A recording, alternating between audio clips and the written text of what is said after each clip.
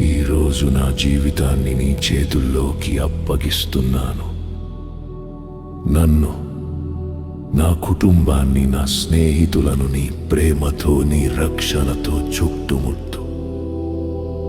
పనులతో నిండిన నా రోజులు అయినా, నిశ్శబ్ద రాత్రులు అయినా, ప్రతి క్షణంలో నీవు నాతో ఉన్నందుకు ధన్యవాదాలు. మా ఇల్లు శాంతితో నిండేలా చేయి.